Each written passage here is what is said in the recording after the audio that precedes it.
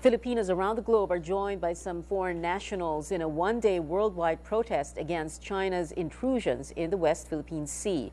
Protesters clarify the rally is not to stoke the fire between Manila and Beijing, but to peacefully raise awareness about China's unlawful claims to Philippine territory. More on that story from Carol Ramoran. Nia Nguyen is a Vietnamese national who has been studying political science in the Philippines for over a year now.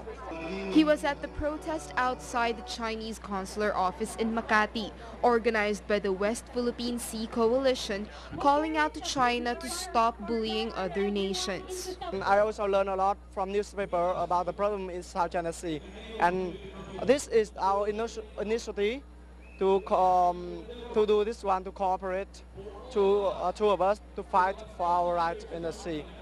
And also we are also inspired by Filipino people here, because we can see all of them. They are very enthusiastic and very happy to be here to fight for the right of their country. Nguyen says a lot of people back in his home country wish to hold protests to raise awareness on territorial disputes in the South China Sea, but communist laws are draconian. That's why Nguyen started a proposal letter for the Philippines and Vietnam to work together in achieving their common goal. He will send a letter signed by Filipinos and Vietnamese living here to opposition newspapers in Vietnam to drum up awareness in his own country. A global protest against China's apparent bullying in the South China Sea kicked off today as Filipinos all over the world marched and delivered their messages to Beijing in different ways. But we also come here in peace. We want to convey to the people of China, to begin with, that this is not about them. This is about their government, the policy of their government of intrusion, occupation, and threats of war against a small country like the Philippines. Alunan expects today's protest to set off a snowball effect.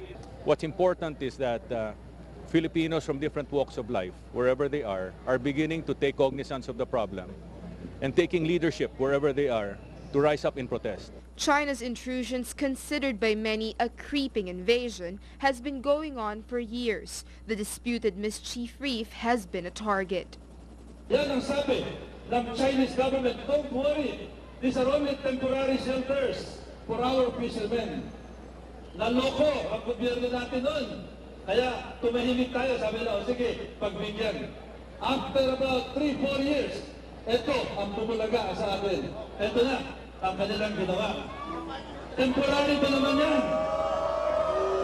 Goles says there should not be another mischief reef.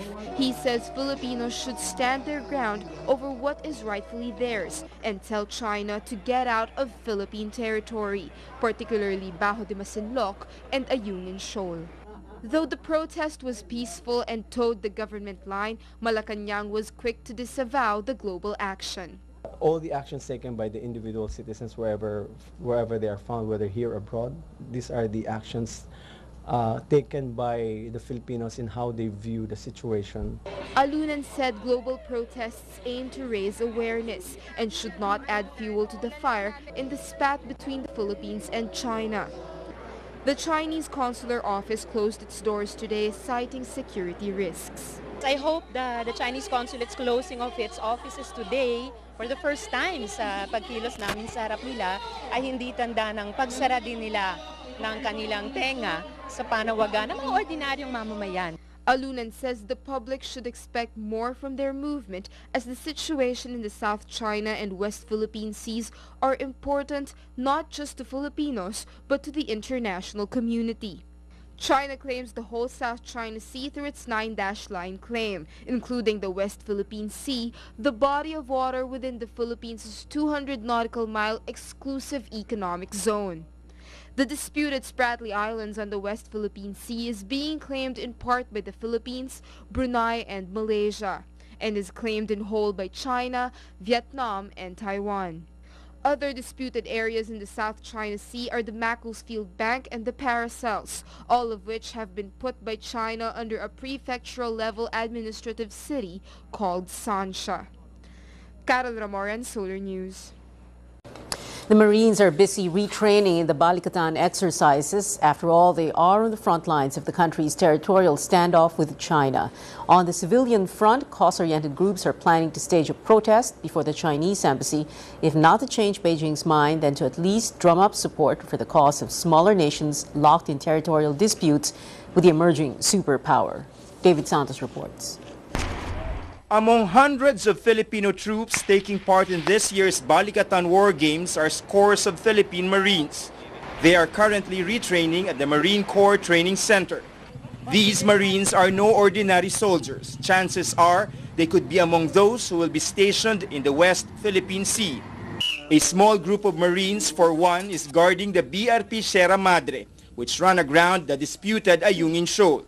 Our men are ready for any contingencies that might come, ready to give their lives. And what is important is they can perform their duty. They are ready to at least delay, or if not repel the enemy, at least delay and give warning to the mainland. A retired Chinese military official has suggested that Beijing take over Ayungin Shoal to pressure the Philippines to free 11 Chinese fishermen detained for poaching sea turtles near Palawan. Former National Security Advisor Roy Logoles is playing down this comment, especially since it came from someone perceived to be a propagandist from China. Still, Goles would rather keep an eye on Beijing's movements in and around Ayungin. That will fall under the MDT because the Sierra Madre is still a Philippine Navy ship. And therefore, it will fall under the Mutual Defense Treaty. And the 8 or 9 Marines there are part of the armed forces. An attack on them will be considered an attack that would fall under the MDT. Cause-oriented groups led by Filipino-American philanthropist Loida Nicolas Luis on Wednesday appealed for public support for another round of anti-China protests this week. We sing the national anthem every day. Sa manlulupig, di ka pa sisiil. Eto na tayo, sinisiil na tayo. So, we should not stand back. Join us in the rally on Friday at noontime. Lewis appeals for support for Vietnam, which, just like the Philippines, is struggling to deal with China's aggression. Hanoi is denouncing China's move to set up a giant oil rig in a contested territory. The group is planning to hold an indignation rally before the Chinese embassy in Makati at Friday noon. The reason why we're holding this rally is, in a way, to shame China. That's why we have very, very strong words here, because everybody knows what Hitler did to Europe. The reason why we have to be one with this is not only because we consider the Vietnamese our brothers, but because we are also likewise threatened. If they're going to succeed here, the next step, I'm very sure of that, is going to be within our exclusive economic zone. Long Trinh Hu recalls how the Philippines welcomed thousands of refugees following the Vietnam War in the late 1970s and will be forever grateful to Filipinos. Filipino-American lawyer Ted Laguatan says Manila cannot turn its back on Vietnam now. Could be helpful for Vietnam if we can stand together against the Chinese aggressive and to urge the Chinese government to remove the oil rig from Vietnam's water. And so we urge the Chinese people to pressure their government to remove this oil rig from the waters of Vietnam, which is within the 200-mile exclusive military zone of Vietnam. The group admits protests may do little to sway China, but they do hope the world will listen and share their views to put a stop to China's aggression. David Santos, Solar News.